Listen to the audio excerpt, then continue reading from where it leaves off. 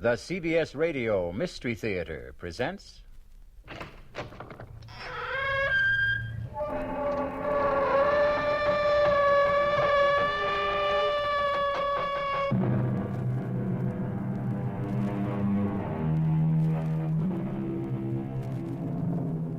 Come in.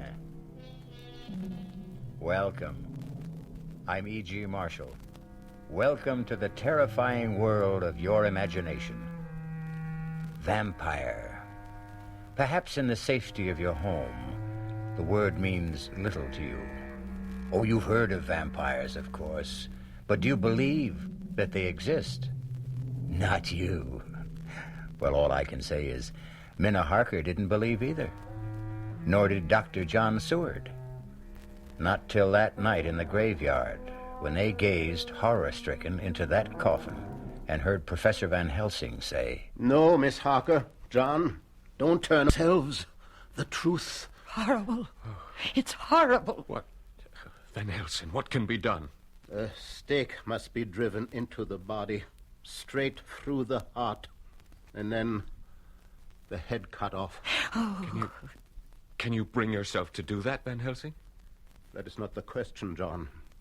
The question is, can you?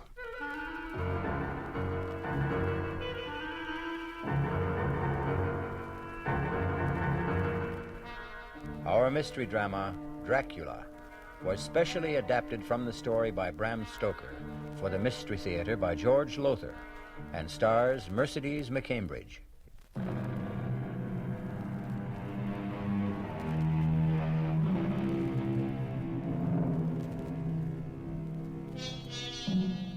Horror, in its purest form, lies ahead for us.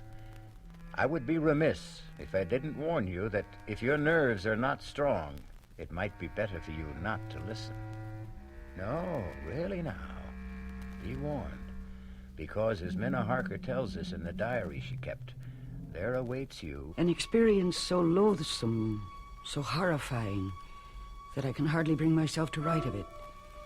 If I'd known what lay ahead for me when I went to visit my dearest and closest friend, Lucy Westenra, at Hillingham, I could not have brought myself to go, much as I loved her.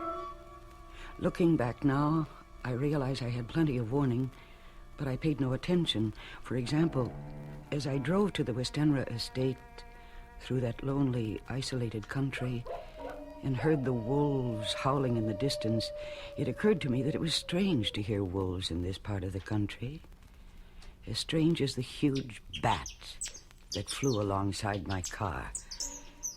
I mentioned this to John, Dr. John Seward, Lucy's fiancé, as we sat having a drink in the living room. It's strange, Minna. I've seen that bat myself. The thing must have a wingspread of at least 4 feet. I haven't the faintest idea where it came from, or the wolves either. Even Lucy's letters seemed kind of strange to me, John. What is the matter with her? Oh, I don't know. I'm completely baffled. I've had 2 other doctors look at her, colleagues of mine, and they can't figure it out. I'm desperate, Minna. I'm so desperate I've called in my old friend and teacher, Professor Van Helsing. Van Helsing? Yes, he's one of the finest diagnosticians in the world, John. Yes, he'll be here from Amsterdam in a day or 2. Amsterdam, Holland? Yeah. All the way from Oh, John, you must be desperate. Lucy is dying, Minna. I'll do anything I can to save her. We must find a way to stop her from losing blood. Losing blood? Well, it's this constant loss of blood that's killing her. Transfusions help for a time, but only a short time, and each transfusion is less effective. John, when can I see her? Oh, she's sleeping now. Her mother's with her, watching her. We take turns. As soon as Mrs. Westenra lets us know she's awake... Oh, listen, those wolves, they're at it again. John, hasn't anyone looked into this wolf thing? How they suddenly come to be in this part of the country? Well, according to the paper, the town police have looked into it. Well, that's peculiar, too. What? Well, they haven't been able to spot one single wolf. Oh, excuse me, we have a visitor. Oh, come in, Count, come in. Thank you, Doctor. I'm on my way to town. I have a dinner engagement, and I thought I would stop to ask after Miss Westenra. Oh, she's no better, I'm afraid. Oh, I'm sorry to hear that. Can you stay for a drink? Well, I'd like you to meet a friend of Lucy's who'll be staying with us for a while. Oh, in that case, of course. Minna, this is Count Dracula, our new neighbor, Count Miss Minna Harker. How do you do? How do you do? Count Dracula? Yes, but do not hold it against me, Miss Harker. I cannot help being of the blood royal. Well, why don't you two get acquainted while I go up and see if Lucy's awake yet? I shall do my best to entertain this charming young lady. I won't be a minute. You're a long way from home, Count. A very long way, Miss Harker. May I ask what brought you here? Business? Business? Good heavens, what kind of business could you have in this part of the country? I mean, it's so isolated. True, it does present difficulties, but I like living in the country. Oh, you must. Oh, forgive me, I'm forgetting my manners. Would you like a drink? Thank you. A scotch or bourbon? Is there perhaps some wine? Red wine? Now, let me see. I'm not very familiar with the supply here. Here we are. Here's a bottle of Burgundy. That glass of that will be... Oh. Miss Harker, what's wrong? What is it? It's the bottle. I'm afraid it slipped. It slipped, that's all. Oh, I'm afraid I cut my hand. No, don't, Count. Don't be upset. It's only a slight cut, see? No. Lucy's awake and we can... Count, what's wrong? Minna, your hand. I must leave at once, Doctor. Sorry, I cannot stay. Something I just remembered. No, it's all right. I will see myself out. What in the world? But, Count... Minna, what happened? Minna? I dropped the bottle of wine and cut my hand. Yes, I see you did, but... I dropped the bottle because I couldn't see him in the mirror. Couldn't see... What mirror? This mirror over the table. It reflects the whole room. Well, of course it does, but... John, I picked up the bottle to pour Count Dracula a drink, and I looked into the mirror, and he was standing where you are now, and I couldn't see him in the mirror. What? He was there where you're standing, but he wasn't reflected in the glass. Minna, you're not making sense. And you're trembling. John, I'm scared. Of what? How can you ask? I look in a mirror and didn't see someone who should have been reflected in it. Is something going wrong with my eyes or my brain, John? Oh, what? Minna, easy. I don't want another patient on my hands. But, John, An optical illusion, something like that. Our eyes play tricks on us sometimes. Now, come on. Let's get a bandage for that cut, and then we'll go up and see Lucy.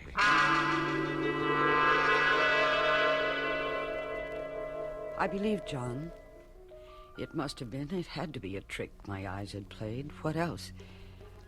Well, we got a bandage for the cut on my hand, and then John took me to Lucy's room. I can't find words to describe the shock I felt when I saw her. She was white as new-fallen snow, and so thin, she almost seemed transparent. She's dying. That was my first thought. She's dying, and nothing can save her. And I know she read the thoughts in my face. I could see the sudden fear in her eyes. I am dying, Minna. Oh, you mustn't even think that, Lucy. You do. I? It was in your face when you looked at me. I read your thoughts. She's dying, you thought. And nothing can save her. I am, and nothing can save me. Oh, John can save you. And he will. He hasn't so far. You mustn't despair, Lucy. Despair, Minna? I don't have the strength to despair. You better go now, Minna. Go? Lucy, dear, I haven't seen you in nearly a year. We haven't even started to tell each other everything that's happened Later. since... Not now. I'm tired. I want to sleep.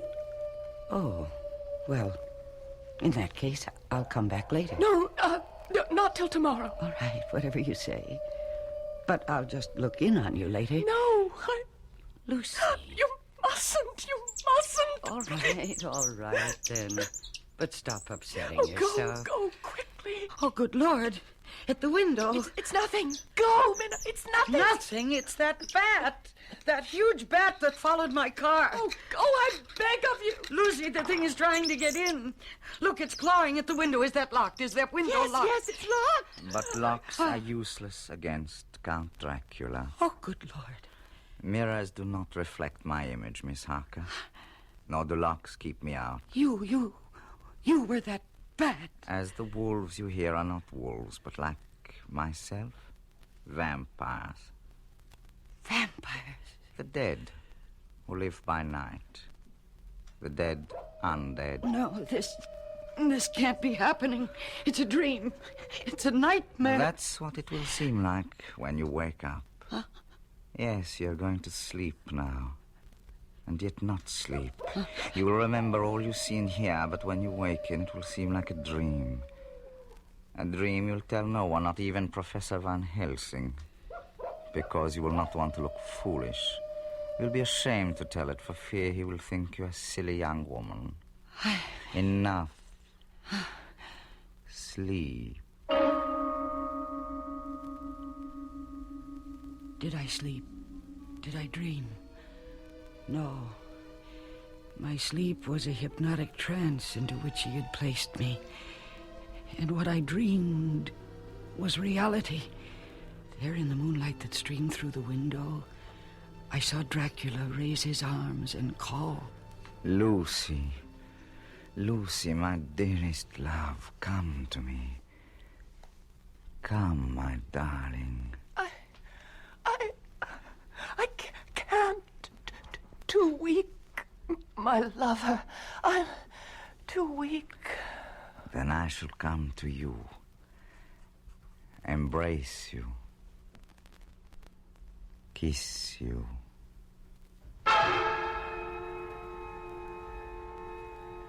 And now the strangest thing of all happened to me. As I watched what then took place, my love for my friend Lucy, my fears for her, made me feel as she must have felt, so poignantly, so deeply that, yes, I became Lucy. I watched Dracula as he approached my bed.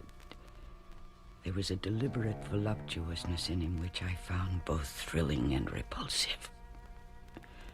Lower and lower went his head as the lips went below the range of my mouth and chin and seemed about to fasten on my throat. I could feel the hot breath on my neck. Then the skin of my throat began to tingle. I could feel the soft, shivering touch of his lips on the supersensitive skin of my throat, and then two hard dents of two sharp teeth just touching and pausing there. I closed my eyes in a languorous ecstasy, and I waited with a beating heart. And then horror overcame me, and I sank into unconsciousness.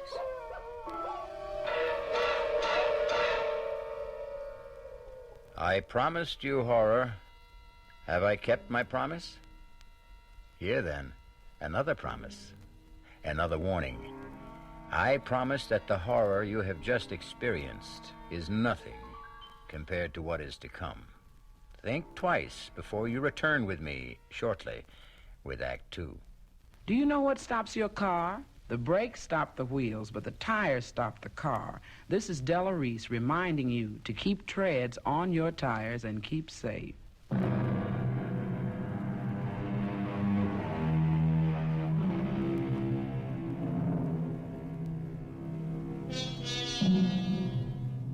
Visiting her friend, Lucy Westenra, at the Westenra's lonely estate far out in the country, Minna Harker comes face to face with horror in the form of a vampire, Count Dracula. She has witnessed the frightful scene of Dracula entering her friend's bedroom, biting her throat, sucking her blood.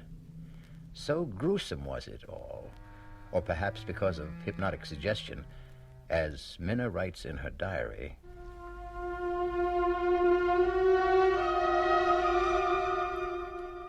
I thought it must have been a dream, a nightmare, for nothing so vile and revolting could be real. But though I tried during the next day or two to persuade myself it was only a dream, there were signs, warnings all about me that told me I was lying to myself. There was the nightly howling of the wolves, the screeching of that huge bat around the house, and yes, the scarf that Lucy kept wrapped round her throat. It's such a hot afternoon. How can you bear to wear that scarf around your throat? Hot? I feel cold. But, Lucy, you're perspiring. Your forehead is damp. All I want to do is sleep. I'm so tired. I'm so deathly tired. I'll leave you for a while, then. I'll look in on you later to make sure you're all right. Oh. Sleep well. Minna? Yes, dear? If I'm asleep when you come back, promise me you won't remove this scarf from around my throat. Very well. You won't even touch it. Promise? I promise.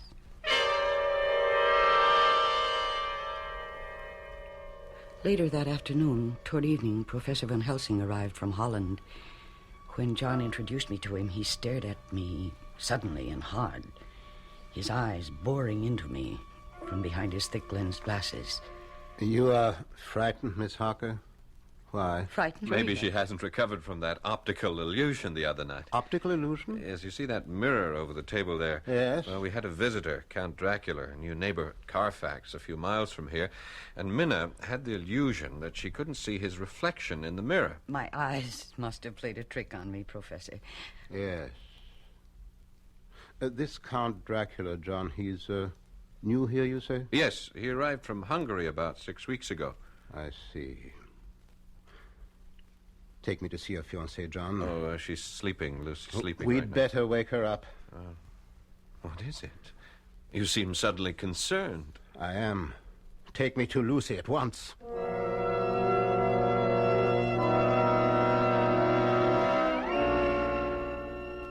Wake her, John. All right. Gently. Very gently. Lucy? Lucy, dear. Come on, wake up. Here. Let me. Pulse weak, very weak. Eyes? Oh, she's not asleep. She's in a coma. What is her blood type? Oh? So is mine. Prepare for a transfusion, John. I will be the donor. And hurry, man, hurry. Yes, of course. Meanwhile, I shall have a look under this scarf. No, she didn't want the scarf removed. I'm sure she didn't, Miss Harker, but we're going to remove it. Aha. As I thought. What is it? Yes, Professor, what? Look. Look. There are two little holes. Wounds. As if she'd been bitten by a large snake. No, not a snake. Well, what then? What? We must be quick with the transfusion, very quick. And pray God, both of you, that I have not arrived too late.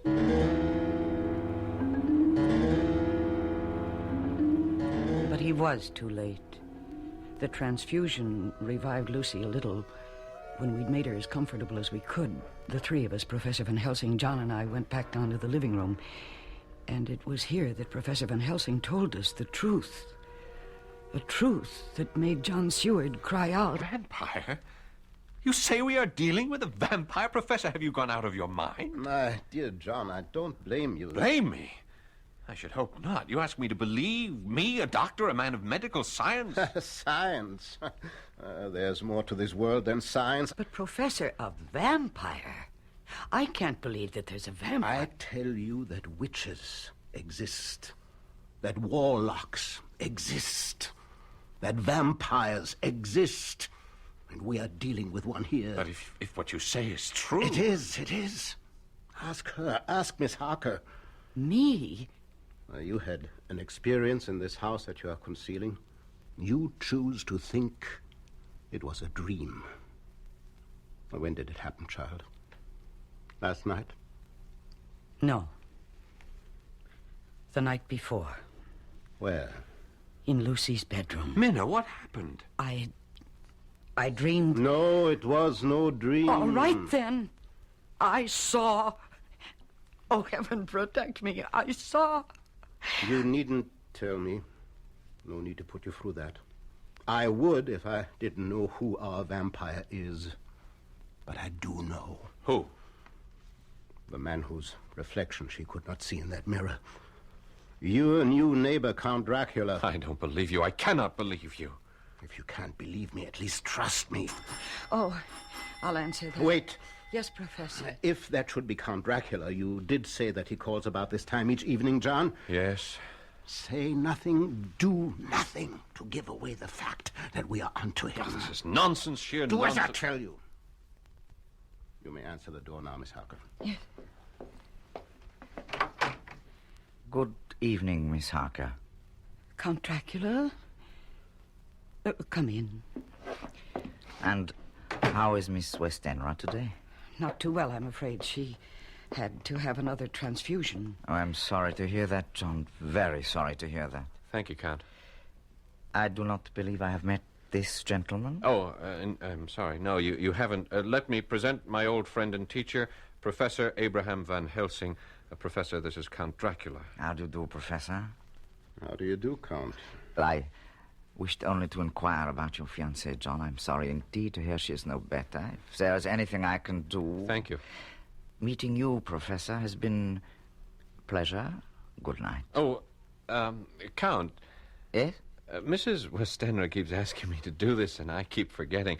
There is a custom in the Westenra family to ask visitors to sign the visitor's book. Ah, charming old world custom, John. It's right here. If you'll just wait a second, I'll get it, and then you can sign it.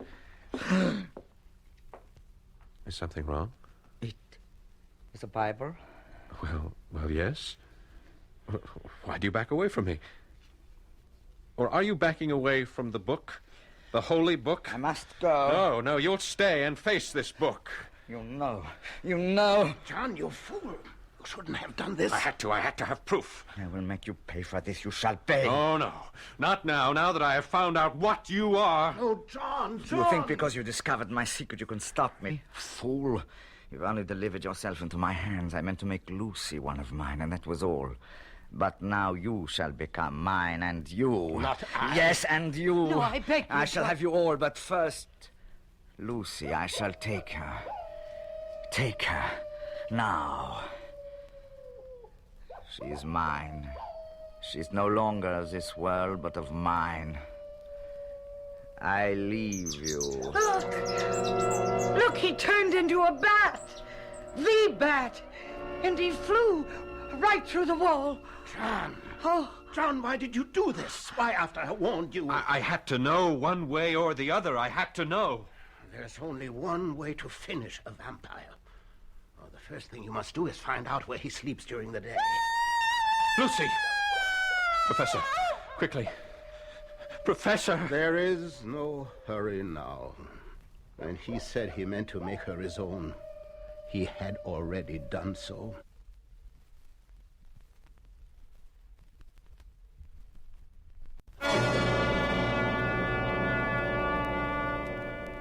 It was true. Lucy was dead. We went to her bedroom and found her. Dead. I felt as if I'd been stabbed to the heart. We buried her, my dearest friend, in the Westenra vault at Hillingham Cemetery, not far from town. Lucy is gone. Dead? No, not dead. Not dead, Professor. She has become the undead. She has become a vampire. What are you saying? John, listen to me. Believe in me. You didn't believe before. Believe now. Yes. I believe you. Go on. John, you feel you've been through hell. I must tell you that you have been through only the anteroom to hell. What do you mean? Now listen to me. Listen carefully. There is only one way in which a vampire can find peace, can be changed from the undead to the dead. What you must do, terrible as it will be, will release her soul from the horrifying bondage in which it finds itself. Her soul and Dracula's. Dracula's? Do you think a vampire wants to be a vampire? Oh, no, no. A vampire's soul is chained, pinioned, held mercilessly to this earth by Satan himself. And we who believe in God, are the only ones who can free them. It is our duty to destroy them. Well, then let's destroy them. We shall, if you have the nerve to do what must be done. I have the nerve. Professor, you frighten me. I mean to, in order to prepare you. But no matter how well I prepare you, when it comes to doing what must be done, your sanity could snap like that. So first I will ask you both to take as much time as you need to think, to ask yourselves, how much do you really love Lucy Westenra? And be sure, be positive beyond all doubt that your love for her is greater than the hell that lies ahead for you and you this very night.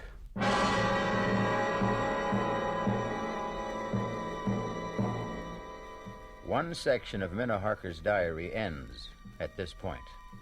I've read the next and final section, and I can tell you this. Van Helsing said that John and Minna had only experienced the anteroom to hell. He was right. Fearfully right. I'll be back shortly with Act 3. If you're getting hard of hearing, it doesn't mean you're getting old. It just means you need help. So get a hearing checkup. A tip from the Better Hearing Institute. You should hear what you're missing.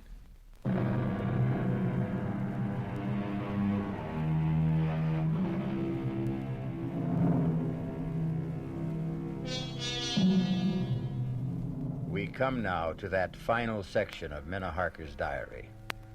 You've been warned, so I'll not warn you again.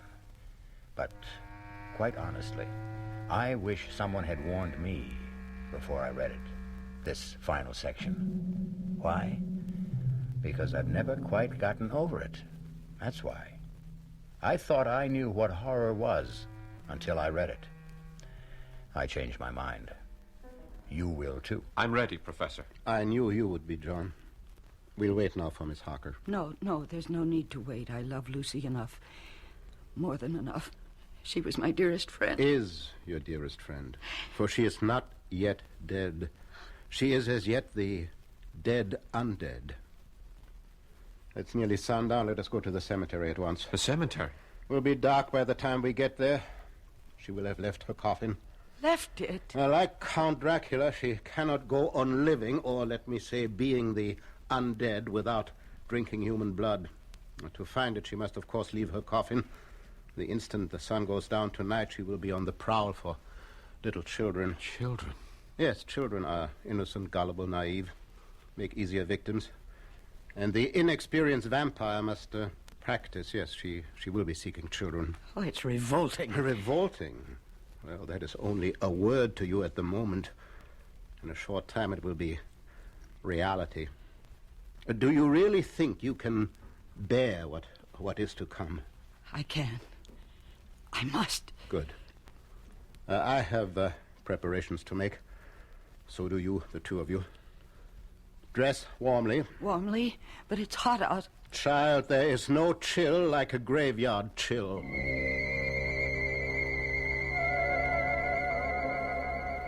We drove to Hillingham Cemetery in John's car. I'd never been in a cemetery at night. How many people have? I found it a very unsettling experience, to say the least. It was a moonlit night, the moonlight spilling like milk over the gravestones, which in turn threw long black shadows. An owl hooted, and dogs barked, or I couldn't help thinking, were they wolves? And then we reached the Westenra vault, the vault where we'd put Lucy's coffin that afternoon. Now what do we do, Professor? We go into the vault. Why? And how? I have the key to the vault. How did you get it? I asked the undertaker for it, or rather told him to give it to me. He assumed I was a member of the family. You need not come with me. Not now. But why shouldn't we come? I wish to save you as much shock as I can. She will not be there in the coffin. It will be a shock for you to find it empty. On the other hand, it will be less a shock than what is to follow. Yes, it will prepare you. Come then. I shall open the coffin now. If she isn't in it, how could she have got out? I could tell you, but it is better that you see for yourself later. Now, this won't take long. I need only unscrew the top part. There. Now to lift off the top of the lid. Yes. Empty. She's gone. Where? Gone where? In God's name, where? In search of the life-giving blood, John. In search of a small child. Oh, it's horrible. It's horrible. John, Yes? come. We go outside the vault. Now to lock the door. That's most important. And now, what I must do will take a little time. Yes, make yourselves as comfortable as you can. Make ourselves comfortable. Professor, what must you do? Well, I have here a paste made of garlic, flour, and water. I must seal off every crevice with it, seal all around the door, so Lucy cannot get back into the vault, into her coffin. She could? Through the crevices, yes. How do you think she got out of the coffin? I can't believe... Yes, it is unbelievable. But it is so. Now, forgive me. I must get to work.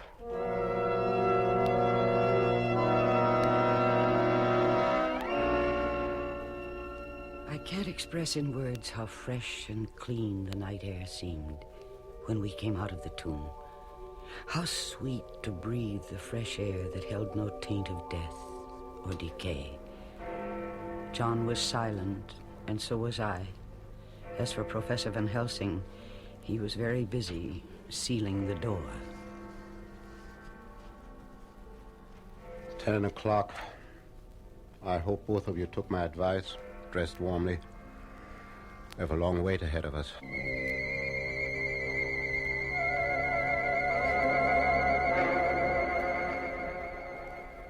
How much longer, Professor? I'm chilled to the bone. Everything depends on how long it takes her to find a small child. Nearly 2 o'clock. Has been gone several hours. Soon now, I think... Shh! What? She comes. Where? See there? Amidst the headstones. Yes, a woman. Dressed in white. Lucy. Shh! Make no move, no noise. See, she is carrying something in her arms. A child. I feel sick. Control yourself. Ah, there. Yes, she's coming toward the vault. See, she draws back. The mixture I used repels her. Why are we doing this? Why are you keeping her out of the vault, her coffin? Because I hope... Yes. Yes, she is leaving, hurrying away from among the headstones. Come, we must follow. Follow where? To Dracula, I hope. Unless I'm mistaken, she's going to him for help. Hurry. We must keep her in sight. No, wait. What is it? She is heading for that tomb. Dracula must be there. Good. Now watch. See, now she's putting the child down on the ground. And now... Where is she? She's vanished. She simply slipped into the tomb through the crevice around the door. Oh, wait here. Yes. What's he doing? He's picking up the child, I think. Yes. See, he's coming back now. Here, Miss Harker. You take the child. Keep it warm. Oh, this poor thing. Poor little thing. Look, it doesn't move. It doesn't make a sound. It's lifeless. No, only in a trance. It will recover. But remember, when I ask you to do what must be done, remember that we have saved not only this child, but God knows how many others. I'll remember. Good. And now we will return to her tomb and wait till dawn. Till dawn? She will return to the tomb then. She has no choice. Dracula cannot help her. She must sleep in her own coffin before daybreak.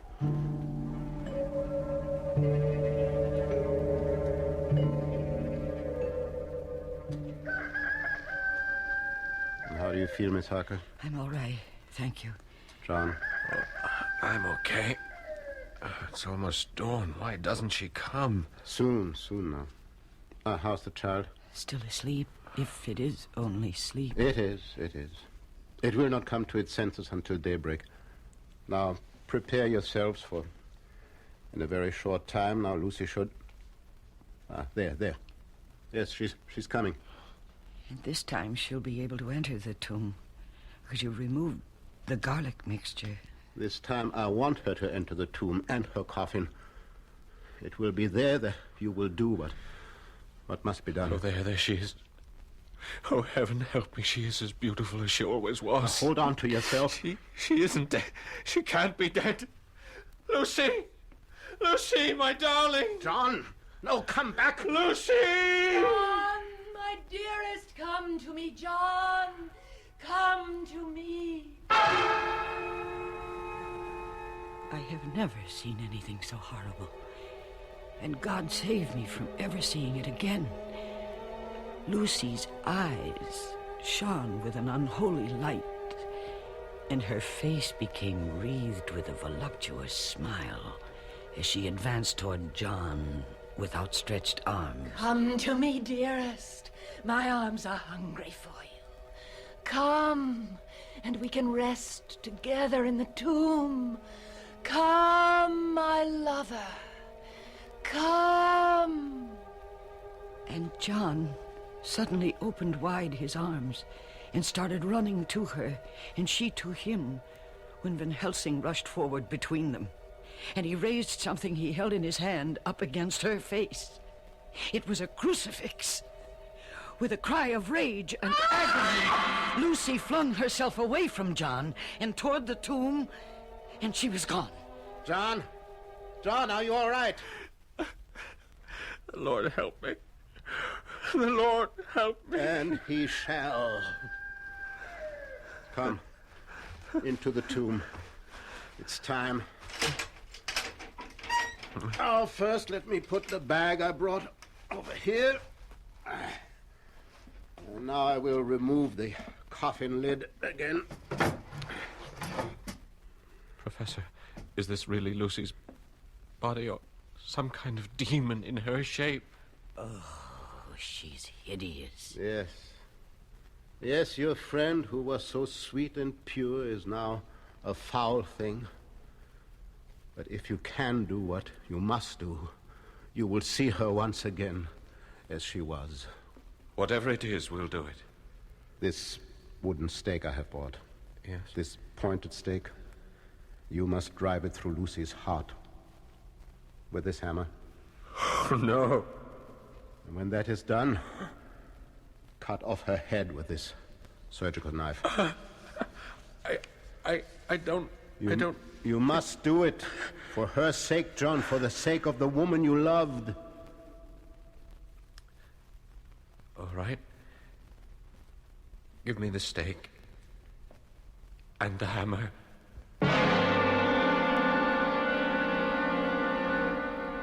John took the stake in his left hand, the hammer in his right. I saw him tremble as he placed the point of the stake over Lucy's heart, saw the point dig into her white flesh, and then I could see him gather all his strength, all his self-control. He raised the hammer high above his head and looked at Van Helsing. Yes. Ow! John struck with all his might. The thing in the coffin writhed, and a hideous blood-curdling screech came from the opened lips. The body shook and twisted in wild contortions. John never faltered. He struck, and he struck again, driving the stake deeper, deeper, as blood from the pierced heart welled and spurted up around it. And then the writhing and quivering of the body became less. The teeth stopped champing, and the thing lay still. It was over. Is that enough, Professor? Enough. I think I'm going to... I've got you. There. Now go outside, get some air. No. Both of you go. You look faint too, Miss Parker. I must still her head. No, her head, no. I have... You have done all that can be asked of you. No more. I will sever the head. Now go now, but before you do, look at your beloved Lucy for the last time.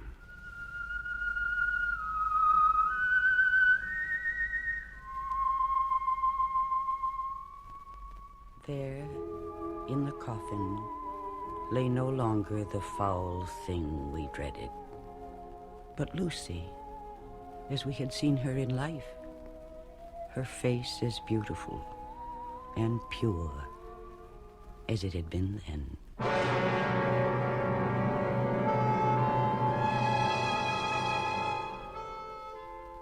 You will want to know that later on, Professor Van Helsing freed Count Dracula from his earthly bondage, and in so doing, brought his bloody career to an end.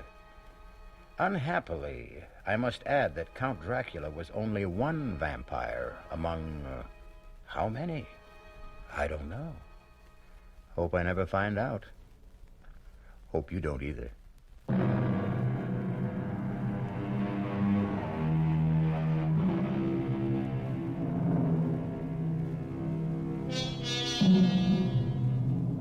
I've been asked, do vampires really exist? No one will deny that strange, bizarre, and, yes, gruesome things happen in this world which no one can explain. As Professor Van Helsing himself said, what science cannot prove, science claims does not exist. Well, anyhow, I play it safe. Use plenty of garlic. I'm afraid it keeps my friends at a distance as well as vampires. But then, you can't have everything. Our cast included Mercedes McCambridge, Paul Hecht, Stefan Schnabel, Michael Wager, and Marion Seldes. The entire production was under the direction of Hyman Brown. This is E.G. Marshall inviting you to return to our Mystery Theater for another adventure in the macabre. Until next time, pleasant dreams.